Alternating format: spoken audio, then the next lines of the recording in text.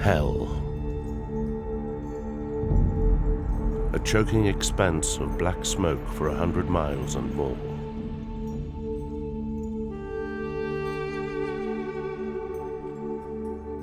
No sun. No light. As dark as the inside of a cow. 788 oil wells destroyed. 613 wellheads belching bright orange flame, burning out of control.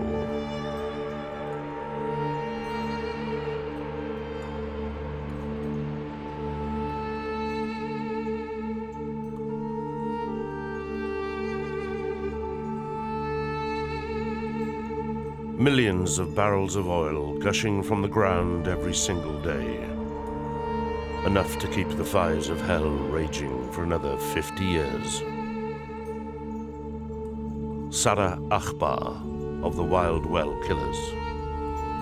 It was pitch dark, and the more I drove into the field, the darker it got. I have never thought of this kind of darkness because the smoke made the air completely transparent.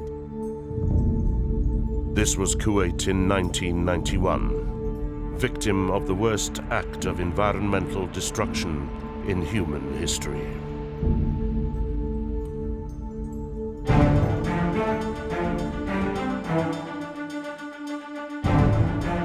They came first from Texas, men who had fought fire all their lives, men who knew the risks.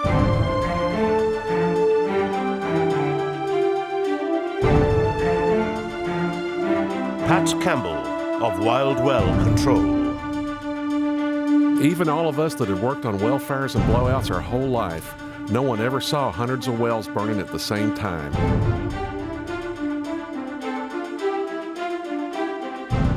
Red Adair of Red Adair Service and Marine. When you first got in, it was a heck of a bad-looking sight. At first, their experience told them that it would take 5 to 7 years to extinguish all the fires.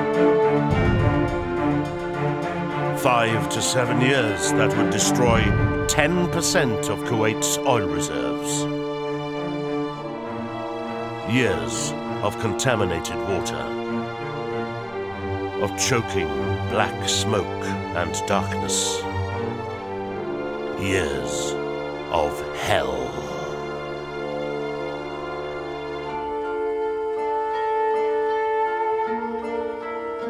Abdul Rahman Al-Awadi, Kuwaiti Minister of State for Cabinet Affairs.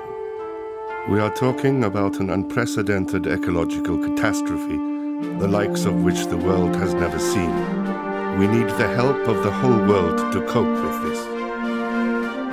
And the world responded with the largest non-military mobilization in history.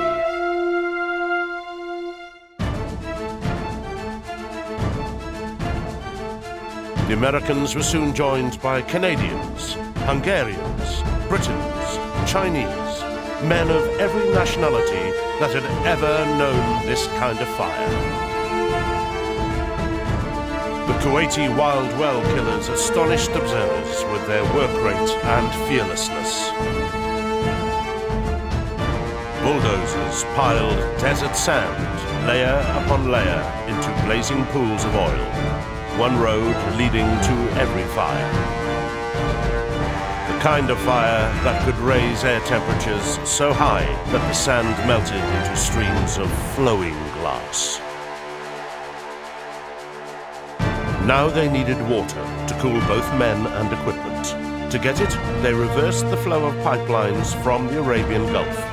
Where crude oil once flowed to the sea, water now flowed in the opposite direction. Millions of gallons, pumped in constant streams over every wellhead, every machine, and every worker, cooling them just enough to begin the task of removing twisted metal debris from around the well, so it was safer to start fighting the fire. The water keeps you from boiling inside your protective suit. You're sweating out more than a liter of water an hour, and the only shelter is a tin shed. Tin absorbs heat, enough to provide a few moments' relief. That was enough to keep the fuel tanks on the bulldozers from exploding. There are many ways to kill an oil fire, and every fire is different. You can ram steel tubes down through the flames and inject mud to block the gusher. You can suspend a hollow tube to lift the flame up for a split second and disconnect it from the oil.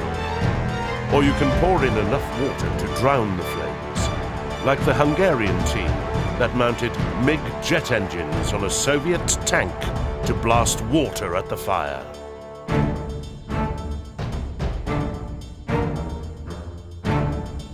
But the most effective technique of all was pioneered in the Texan oil fields. It works on the simple principle that fire needs oxygen to burn. The one sure way to remove the oxygen, if only for a split second, is with an explosive charge.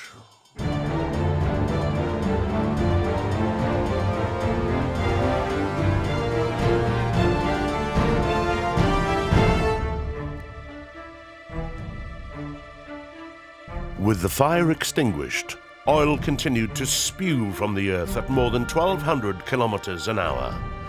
This was when the danger was at its greatest. A single spark could reignite the inferno. Coots Matthews of Boots and Coots.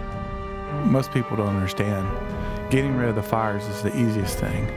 You've got to cap the wells because it's still blowing, and that's where the work comes in. Jet cutters blasted high-pressure water and abrasive sand to saw through broken bolts and twisted pipes. New wellheads were cautiously maneuvered over the pipeheads and clamped into place.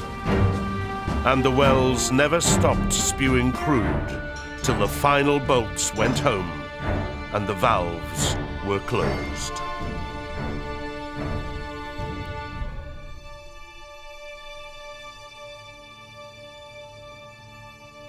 Mike Foreman of Boots and Coots.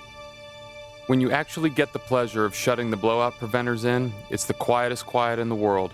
It's a very good feeling. 613 burning wells, extinguished not in 7 years, not in 5, but in just 9 months.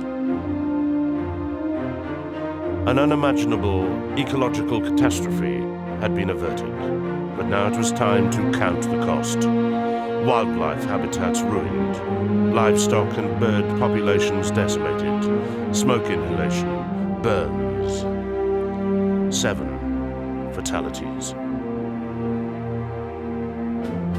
But the end could have been much worse without the courage of those who rose to meet the challenge. The men and women from Kuwait and around the world who risked everything to put out the fires of hell. The heroes of fire.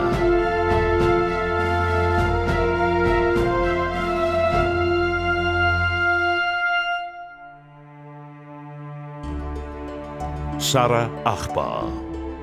When asked if I look back at what happened with regret and sadness, I say I do not have any regrets because we as Kuwaitis learned much from the catastrophe.